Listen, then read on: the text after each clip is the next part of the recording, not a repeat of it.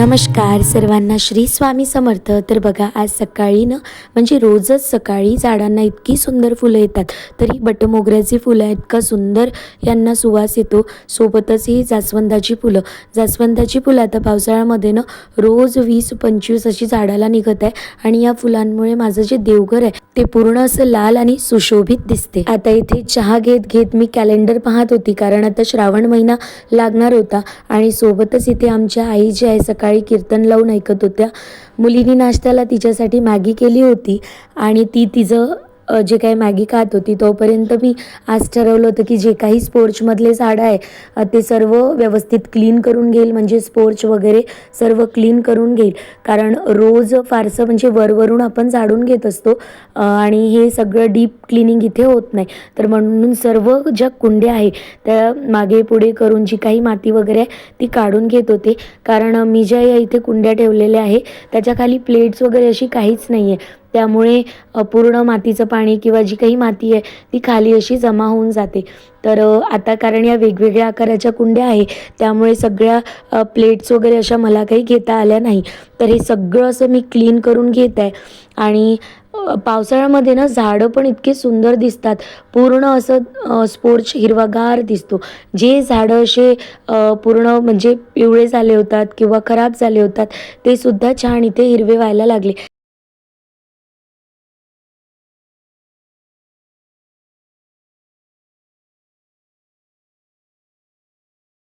आणि आता हे तुळशी वृंदावनाजवळ मी काही टाईल्स ठेवल्या होत्या त्या क्लीन करून घेतल्या. तुळशी वृंदावनाजवळ मला थोडं व्यवस्थित करायचं आहे. तिथे थोडं काही असं म्हणजे मोठा जो आहे एखादा ओटा वगैरे असा ऑलरेडी तिथे आहे, पण त्यावर जे आहे काहीतरी टाकायचं आहे जेणे तो पूर्ण अखंड असा दिसेल.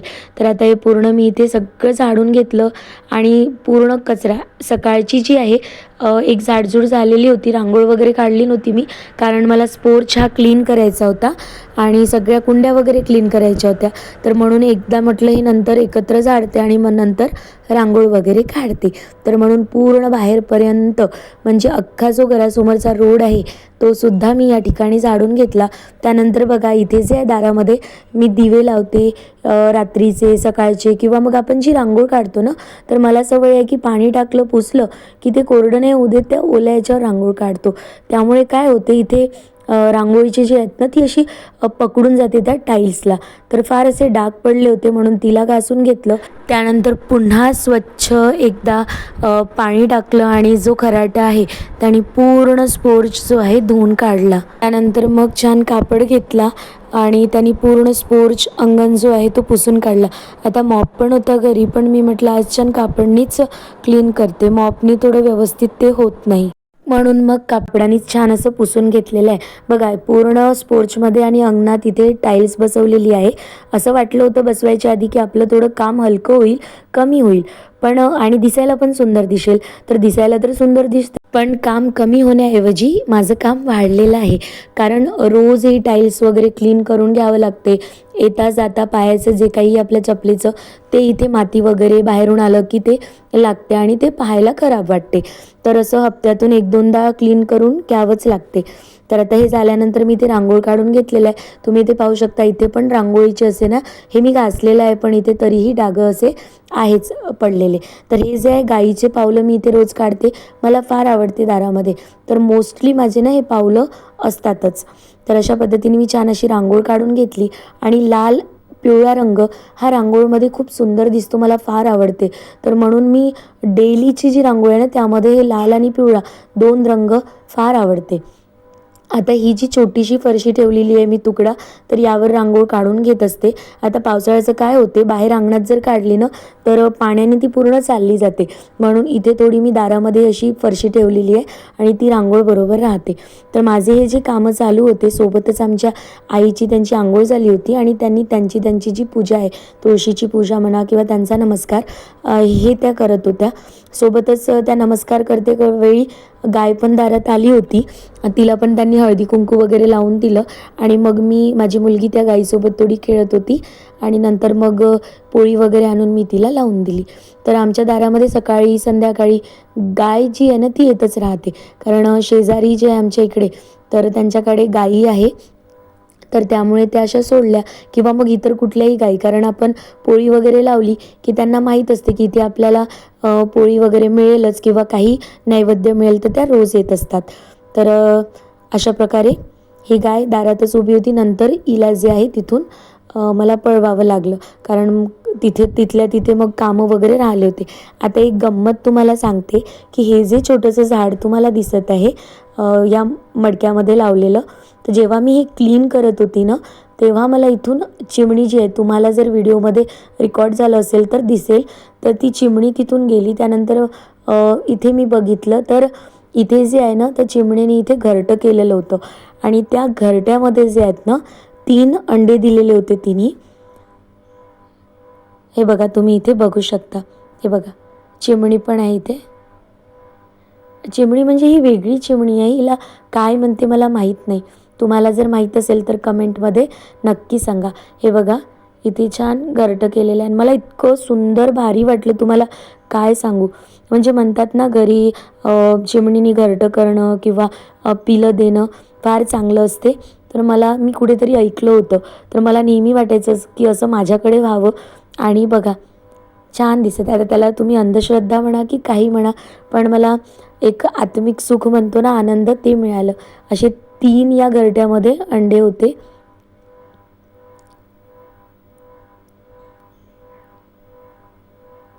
आणि जो काही आहे या घरट्याला पाहून आनंद तुम्हाला माझ्या चेहऱ्यावर दिसत असेल. खूप छान वाटत होतं. आता हे जे आहे कॅक्टस आहे, तर याला आधी चांगलं होतं आहे, काय माहीत पावसामुळे आहे की काय, तरी तर मी याला स्पोर्चमध्येच ठेवते त्या विंडोमध्ये, तर असं पिवळं झालेलं होतं. आता स्पोर्च सगळं अंगण वगैरे क्लीन झाल्यानंतर मी थोडं जो गॅस ओटा असतो तो क्लीन करायला घेतला होता. तसा बऱ्यापैकी चांगला होता. आता माझ्या मिस्टरांनी गुरुचरित्रचे पारायण जे आहे सुरू करणार होते, त्यामुळे म्हटलं थोडंफार का हात लागला करायला किंवा किचनला किंवा घरातील कुठल्याही वस्तूला क्लिनिंगसाठी, तर थोडं ना असं प्रसन्न वाटते. तर म्हणून खालचे जे गॅसोट्याचे कप्पे आहे ते सुद्धा क्लीन करून घेतले होते आणि वरचा जो आहे गॅसोटा काउंटर, तो सुद्धा छोट्या मोठ्या वस्तू या क्लीन करून घेतल्या होत्या. तर हे स्टँड जे आहे स्टीलमध्ये आहे, तर हे फार छान असं मजबूत स्टँड आहे, ज्यामध्ये मी तेलाच्या बॉटल वगैरे ठेवत असते. तर आज हे स्वास्तिक पण मी क्लीन करणार होती.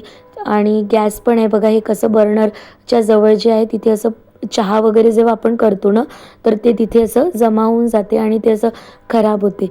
तर म्हणून ते सर्व आज म्हटलं गॅस छान असं घासून घ्यावं. तर आता हे सर्व जे आहे गॅसचे जे काही पार्ट्स आहे, तर हे सगळे काढून त्याला असं छान घासलं होतं. नंतर मग हे स्वास्तिक वगैरे आहे, तर याला पण पाणी टाकून हाताने पहिले पूर्ण क्लीन केलं होतं. त्यानंतरच मग कापडाने पुसलं आणि मग घासणीने याला घासलं होतं. तर हे जे आहे ना कुंकू, हे फार डार्क आहे. मला वाटते यामध्ये कलर असेल, कारण त्या टाईल्सवर गॅस ओट्याजवळ तिथे रंग असा त्यांनी पूर्ण असा चिकटलेला होता. तर ते क्लीन केलं आणि गॅस वगैरे पूर्ण अशी छान घासणीने घासून घेतली.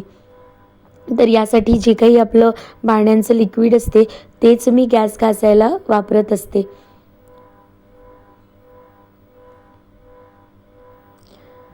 आपण रोज स्वयंपाक जो करतो ना, तो वरून आपण गॅस पुसून घेतो.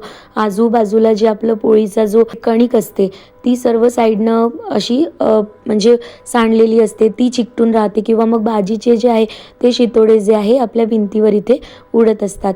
तर असं आपण रेग्युलर हात फिरवला की थोडं बरं राहतं. आणि कधी कधी हप्त्यातनं किंवा 1-2 हप्त्यातनं असं चांगलं डीप क्लिनिंग केलं की गॅस ओटा जो आहे किंवा ही टाईल्स जी आहे छान अशी चमकते. तर हे पूर्ण पाण्याने मी जेवढी काही तुम्हाला दिसत आहे ही टाईल्स, ही पूर्ण घासणीने घासली होती. आता इथे काय झालं ना, जसं मी गॅस ओटा क्लीन असा कोरड्या कापडाने पुसत होती, तसा तो छान असा चमकत होता.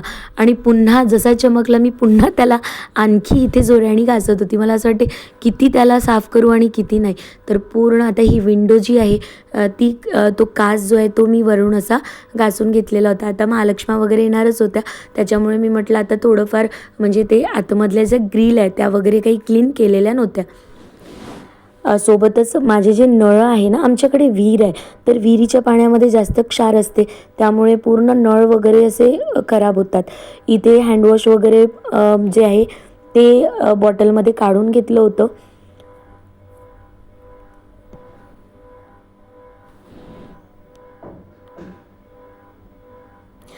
आता तुम्ही इथे पाहू शकता हे पूर्ण बेसिन जे आहे ना, जसं मी सांगितलं की आमच्याकडे विहिरीचं पाणी आहे आणि त्याच्यामध्ये बरेचसे म्हणजे क्षारयुक्त पाणी आहे, तर ते डायरेक्ट येते. त्याच्यामुळे हे जे बेसिंक आहे आमचं, पूर्ण आजूबाजूला तुम्ही पाहू शकता असं पांढरं पडलेलं आहे. तर ते पाण्याच्या याच्यामुळे आणि त्याला मी कितीही घासलं तरी ते पुन्हा तसंच होणारं असते. तर जितकं शक्य होते तितकं मी त्याला क्लीन केलं होतं आणि बाकी मग इथे जे पांढरं दिसत आहे तुम्हाला हे कॉर्नर, तर ते क्लीन काही झालेले नव्हते. आता शेवटचा जो आहे तो हात गॅसवरनं कापड फिरवून घेतलेला आहे.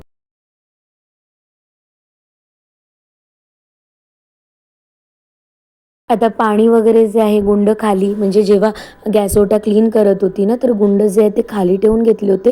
त्याला वरती ठेवता ठेवता इतका हेवी गुंड आहे हा, एक तर पितळीमध्ये, आणि मला जास्त सौस आहे पितळीच्या वस्तूची, जितकी शक्य होईल तितकी मी त्या घेत असते. तर तो इथे असा पाणी जो आहे तो झलकला होता, तर पाणी पुन्हा खाली सांडलं आणि मला पुन्हा ते क्लीन करावं लागलं. त्यानंतर इथे जे आहे लोणचं जे आहे रेग्युलरसाठी छोट्या बरणीमध्ये काढून घेतलं. सोबतच स्टँड जे आहे, हे माझं कॉर्नर स्टँड आहे, त्याला त्याच्या जागेवरती ठेवून घेतलं आणि त्यामध्ये जे काही तेलाची डबकी आहे किंवा मग तिखट मिठाचा डबा, बाकी सगळ्या साखर, चहापत्ती, मीठ, जे काही मी इथे ठेवत असते, छोटा माझा कलबत्ता, तर अशा पद्धतीने सर्व वस्तू मी इथे व्यवस्थित ठेवून घेतल्या. जेव्हा केव्हा मी गॅस काउंटर किंवा हा गॅस ओटा क्लीन करते ना, असं वाटते की हा नेहमी असाच राहावं क्लीन, पण असं शक्य नाही. कारण आता जरी क्लीन केला की थोड्या वेळात त्यावर स्वयंपाक, चहा किंवा बाकी गोष्टी कराव्या लागतात आणि तो पुन्हा ॲज इट इज होतो. तर त्यामुळे हे प्रत्येक वेळी रोज आपल्याला या गोष्टी कराव्या लागतात. तर इथे जे पूर्ण सामान मी ठेवून घेतलं. आता मी मसाले काढून घेते आहे तिखट मिठाच्या डब्यामध्ये. तर हा फार जुना मसाल्याचा डब्बा आहे, जो माझ्या म्हणजे आमच्या सासूबाईंच्या हातचा. तर मला हा चेंज नाही करून राहिली मी, कारण मला या ठिकाणी जो पितळीचा मिळते ना मसाल्याचा डबा, तो घ्यायचा आहे. तर सध्या तो मला जसा पाहिजे तसा मिळून नाही राहिलेला आहे, तर म्हणून यामध्येच काम चालवत आहे. तर इथे सगळं मी तिखट, मीठ, हळद, मसाला जे काही आहे, धणे पावडर वगैरे सर्व इथे काढून घेतलेलं आहे. धणे पावडर जे आहे मी ते घरी करत असते, शेतातले धणे असतात त्यामुळे. आणि हा जो मसाला आहे हा सुद्धा मी घरी केलेला आहे. तर बाहेरून गोडा मसाला आणण्यापेक्षा घरीच मग मी सगळे साहित्य बोलून त्याचा मला लागेल तसा, म्हणजे वर्षातनं 2दा करते, तर जास्त करून नाही ठेवत. तर मग तो मी करत असते. आणि इथे जिरं, जे काही असेल, काळी मिरे वगैरे आणि मोठी इलायची, सगळे मसाले यात काढून ठेवलेले आहे. सोबतच हा पावभाजी मसाला थोडासा कधीही वाटलं की भाजीत टाकावं, तर म्हणून हा सुद्धा यामध्ये ठेवते. तर असा हा, आणि यालासुद्धा सगळं घासघूस करून ठेवलं, व्यवस्थित भरून ठेवलं की हा डबासुद्धा सुंदर दिसते. आणि बघा, आपण 1-2 दिवस स्वयंपाकाला हे सगळे पदार्थ वापरा, पुन्हा हा डबासुद्धा ॲज इट इज होतो. म्हणजे तिखटामध्ये मिठाचा चम्मच, मिठामध्ये हळदीचा चम्मच, असं सगळ्या गोष्टी होत असते. तर हे सगळं झालेलं आहे आता माझं क्लीन. त्यानंतर चमचे किंवा जे मोठे चमचे, छोटे चमचे जे आहे, तर मी गॅस ओट्याखाली जे काउंटर आहे त्यामध्ये ठेवत असते, मोठ्या ट्रेमध्ये. आणि इथे जे आहे, तर इथे मी लायटर, सांडशी किंवा मग जे चाकू आहे ते ठेवते. सोबतच हे डीमार्टमधून आणलेलं जे लोणच्यांचं पॅक होतं, लोणच्याचं पॅक, तर ते इथे ठेवलं, म्हणजे समोर राहिलं तर ते खाण्यात जाईल. फारसं असं काही ते आवडलेलं नाही आम्हाला कोणालाही घरी, कारण फार मीठ आहे त्याच्यामध्ये आणि खायला असं खारट वाटते.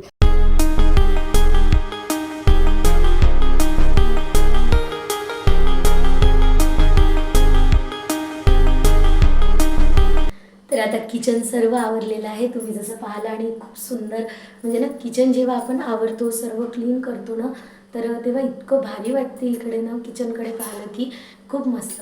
तर आता आंघोळ वगैरे करून घेतो, कारण अवतार तुम्ही पाहू शकत आहे कसा झालेला आहे. तर आंघोळ करतो आणि पूजा वगैरे आटपवतो. तर मी तुम्हाला इथे डायरेक्ट स्वामी मंदिरात भेटत आहे.